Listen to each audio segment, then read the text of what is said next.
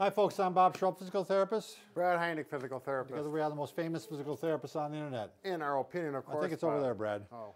Today, Brad, we're going to talk about the single best thing to do for knee pain that most people won't do.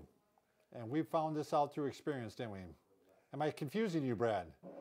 What people won't do but want to do, or no? Well, it's anyway, it's the best thing. It's the best thing for them to do. I'm coming back. It's the best thing for them to do, but a lot of them won't do it unless we kind of give them variations, and then sometimes they'll do it. But I just experienced this with my wife. She started having knee pain.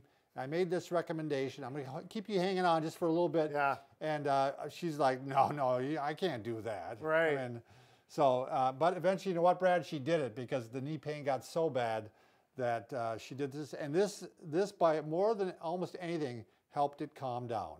So, by the way, if you are new to our channel, we'll keep them hanging there. That's we right. Still got the answer coming. Suspense. If you are new to our channel, please take a second to subscribe to us. We provide videos on how to stay healthy, fit, pain-free, and we upload every day. Also, go over to the Facebook. Brad's got the sign. We are Bob and Brad on Facebook, and like us because Brad and I, as children, we're not liked. We're turning things around. We're making things better in our lives. And now we got a sign. And now we got a sign. All right. Single best thing to do for knee pain is to actually take some weight off the knee. And I don't care if you have arthritis, bone on bone, even if you have a meniscus tear or something, a joint irritation, it's inflamed, you got to get things to calm down. Arthritis tends to flare up and it calms down. Mm-hmm. And if you go into the doctor when it's really flared up, they may talk you into some type of procedure, and all you really had to do is maybe let it calm down, and things aren't nearly as bad as you thought. Right, give it a chance to rest. Specifically when weight bearing continually irritates it, obviously you need to walk. And then when it comes to the therapist and say, well, let's take a cane. And then have them walk with a cane and say, does the pain get better? Say, yeah, it feels better. Well, then I want you to walk with a cane for the next few days, and the patient will look at us and say, no, that's not happening. I'm not an old person. I'm not going to do that. And Brad and I have heard this 100 million times. Yeah. And I heard it from my wife. She's like, I'm not going to use a cane. Are you kidding me? And it got worse and worse, and to the point where, you know what? She started using the cane. But what she did, actually, this is what we did. And we're going to come up with some of the alternatives for you because we realize you probably don't want to use a cane. Sure. But I did start it with this. And one of the alternatives is, what I started with her is I said, at least do it around the house. Sure. And then it got so bad. So you used the cane around the house. She used the cane around the house.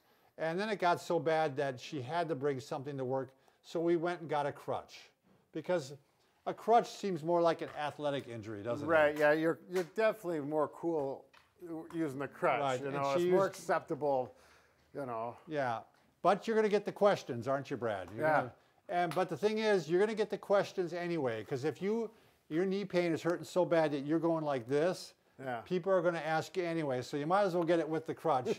And you're going to say, I got some knee pain and I'm just trying to get things to calm down. You don't have to get any more specific than that. Right. One other thing I'm going to point out here, my wife got very sore very quickly under the arms and under the hands. Mm-hmm. So we actually bought some extra crutch cushioning there. I don't know what they're called. I think they were called tips, cushion for, just put cushion for crutches. And Google that and this comes right up. Yep. They simply go on there. Now, ideally, I think they go on simply by.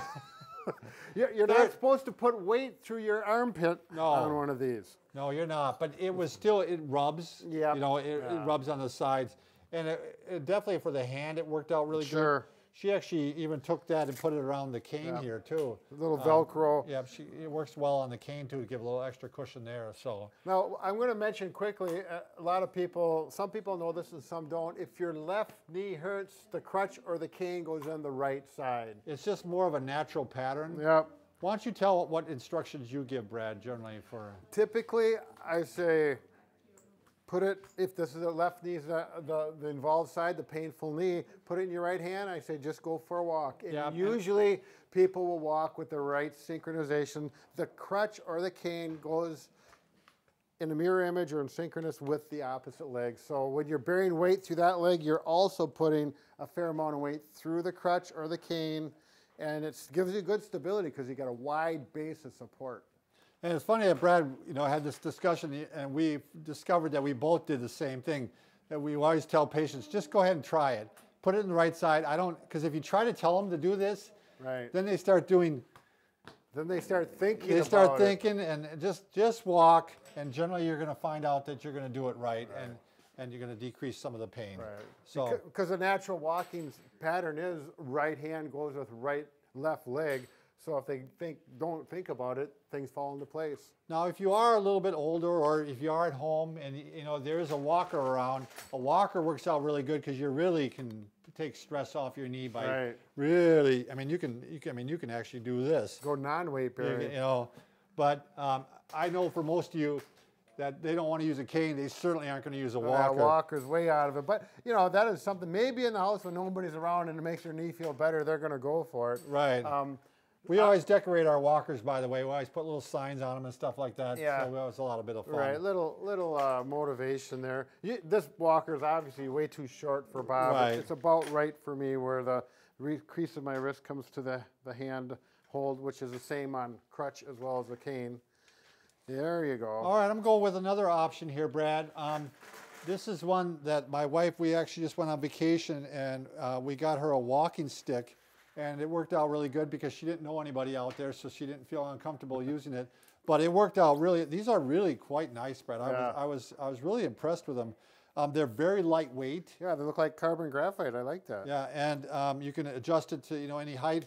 But it just looks real natural. It doesn't look like you're an old person. It just looks like you're ready to go hiking. Right. Yeah, they're stylish. So, yep, and they come with different tips. They have some tips that actually are good for, like, if you're on the ground, that'll actually puncture through the soil. Right. So if you're not on concrete or hard surface, you're into the soil, and it's gonna. Yeah, and then they have one that's like a rocker boot almost. That'll work.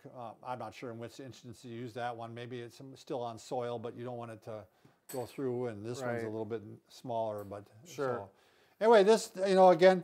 I see sometimes people walk in the neighborhoods with these, and sometimes they use even both. Right. You can get a little extra arm exercise when you're using these. I have a friend, that's what he uses them, just so he gets a little more exercise for his shoulders. Sure. Yep. So that's a good alternative. And the other thing, we're just going to give you some general overall advice. You want to avoid hills when you're going through this, right? Because you're going to get more stress on your knee when you're going up and down hills. Or just uneven surfaces out in the yard where it's not an even surface. Your knees really take a lot more stress when you're going over that uneven terrain. Right. Do you want to show the stairs, Brad? Yes, I do, Bob.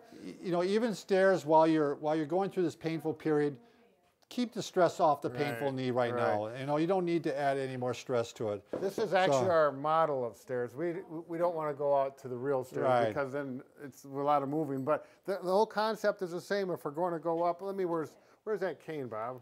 We used to have one. I'll use this one. So if my left knee is a sore knee, I'm going to show a little leg here. That's my sore knee. I'm not going to go up with that one first. You go up with the good leg, and then follow up with the other leg. You're taking one step at a time, basically.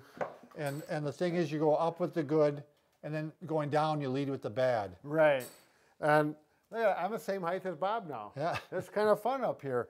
So anyways, going down the steps, here's my sore knee.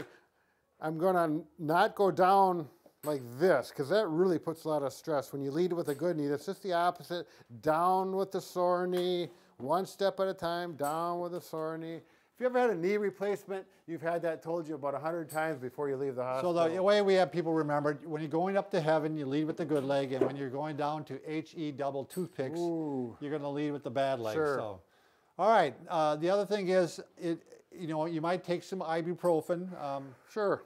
We had Linda kind of go on a higher dose, but you want to check with your doctor to make sure that's okay. And her doctor said, yeah, you can go ahead and try some ibuprofen, and that helped too. Sure. Calm it down. I would limit your walking to some extent. And the other thing, it's really important that you still want to get some movement in the knee without any stress on the knee. Yep. So this is where my wife actually got to use our knee glide. This is the knee glide, which generally, is highly recommended for people after a knee replacement. But we found out that this worked out really good for people who are just having knee pain, and it keeps movement.